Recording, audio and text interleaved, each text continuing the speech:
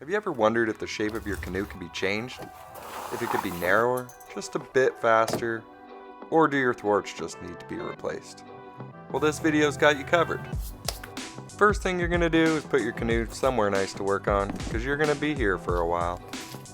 The main reason I took on this project is because the thwarts were rotted out and needed to be changed anyways on this canoe, so I wanted to see what would happen with the hull if we made them shorter.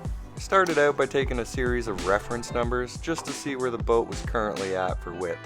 Next, I devised a plan to reference the hull using a little bit of tape, a level, and a marker to set some reference points. I placed 3 sets of tape along the length of the canoe, divide the space evenly, and mark where it was currently at with the marker on the tape. Now it's time to remove the old thwarts and the hardware. It's easiest if you use a drill in combination with a wrench on the nut underneath. If you are planning on modifying the width like I am, you're probably going to have to remove the seat as well. Now for the fun part, seeing what happens when we change the width. For this step, I use nails to drop down the bolt holes from the thwarts and a ratchet strap so I can slowly adjust things in.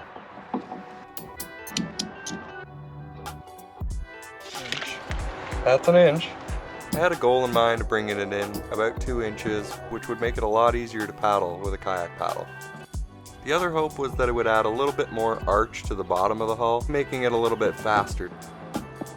I was pleasantly surprised when it did exactly what I was hoping for.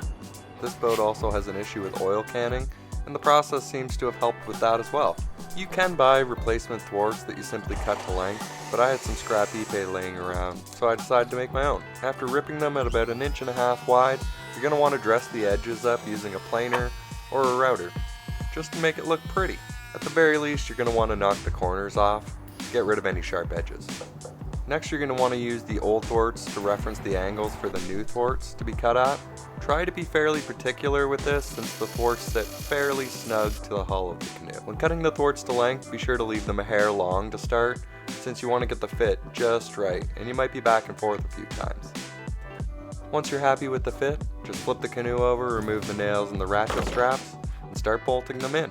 You're going to have to drill holes in the new thwarts for the bolts to pass through, so just match the size of the pre-existing holes with the drill bit. I used a ratchet strap to make positioning the thwarts and the holes a lot easier. Now it's time to modify the seat.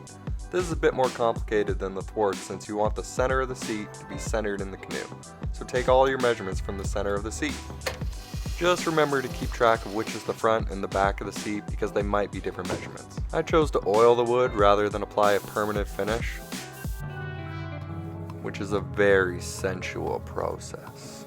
I found the changes made a huge difference in comfort with a kayak paddle. I was no longer bumping the gunnels constantly and could achieve a steeper angle with the paddle to apply more force. The boat did feel a bit tippier at first, but it was already super stable to begin with.